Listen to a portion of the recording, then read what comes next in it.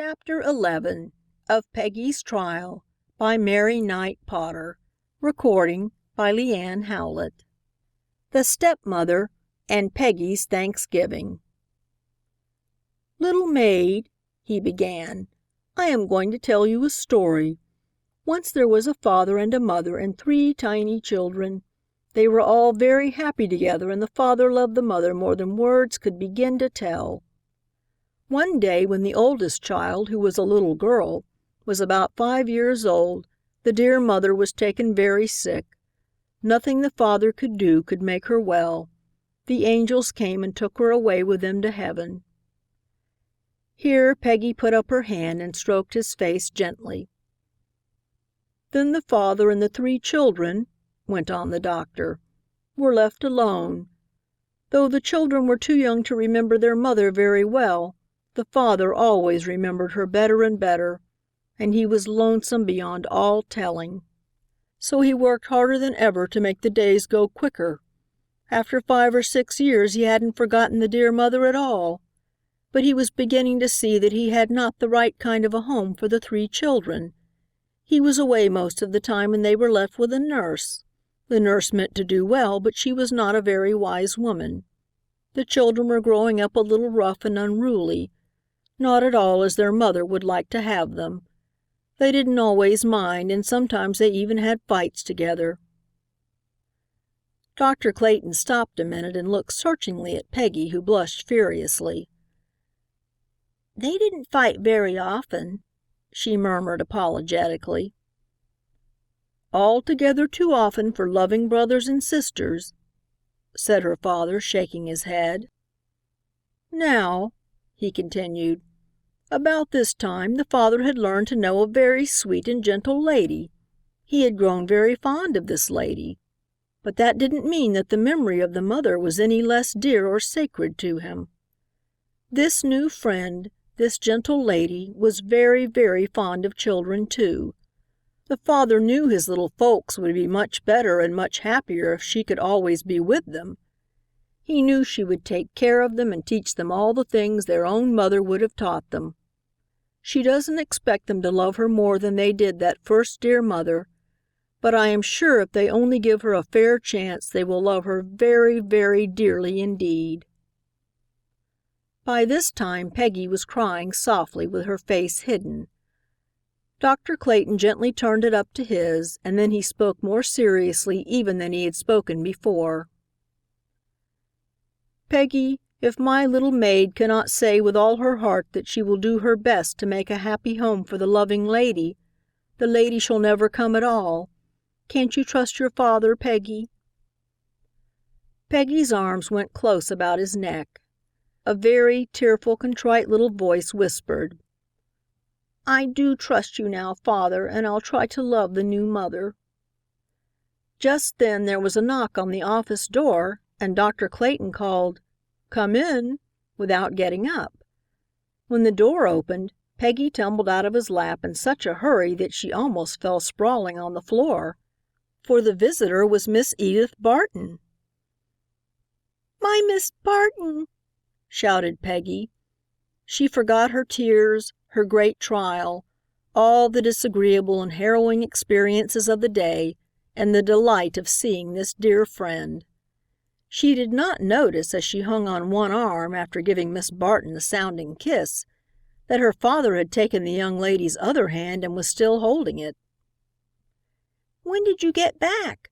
Are you going to stay for good now?" Peggy questioned breathlessly. Miss Barton laughed. "I only arrived a couple of hours ago. Jim drove by me on the street and told me you had been lost, so I came up at once to find out what was the matter." Dr. Clayton interrupted Peggy's answer. "She ran away," he said solemnly, "to escape the clutches of a wicked stepmother." Miss Barton's face turned very pink, and she looked at Dr. Clayton imploringly. "Did you, Peggy?" she asked tremulously. Peggy nodded. "Yes, I did," she said with dropped eyes, "but I'm not going to run away any more. Father says she won't be horrid and that she'll love me. And and I'm going to try to love her for Father's sake." Miss Barton put both arms around the little maid. "Frank," she spoke over Peggy's head, "you ought to tell her." Dr. Clayton laughed blithely. "Peggy," he said, "do you think you could love your new mother as much as you do this interloper here?" Peggy shook her head. "I don't know what an interloper is, but it doesn't sound good. I'll try to love the stepmother," she said seriously. "But, Daddy, you know nobody could be quite so nice as Miss Barton." Her father laughed again, but there was a suspicious blur about his eyes.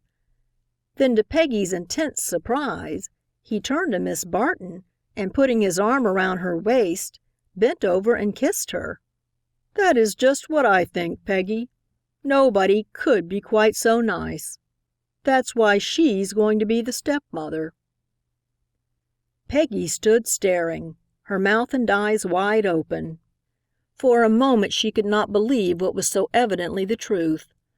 When at last the full meaning of it all came to her, the joy in her eyes fairly transfigured the little face.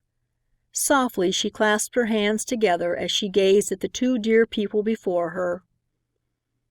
"Daddy, dear Daddy," she whispered, "and Mama Edith." Miss Barton said afterward that those words of the little 10-year-old made her feel as if no other ceremony was needed to make theirs a true wedding. The next day Peggy was none the worse for her tramp in the cold and sleep in the barn, which, Nurse said severely, was more good fortune than she deserved.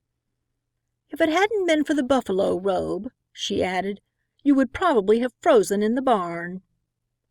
The doctor's long talk with Nurse had made her feel that she was largely responsible for Peggy's escapade. She was doubly sorry, too, for all her words, now that she knew Miss Barton was to be the stepmother.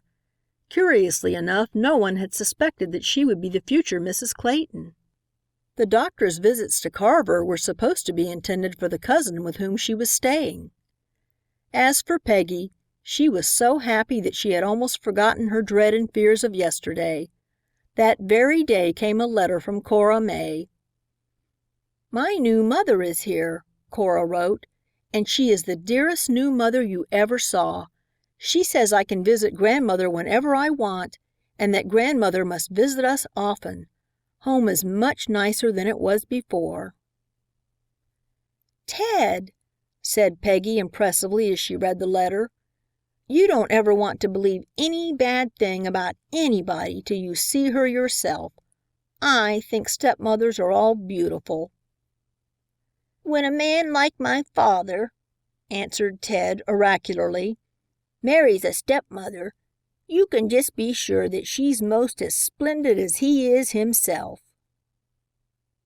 End of chapter 11. End of Peggy's Trial by Mary Knight Potter. Recording by Leanne Howlett.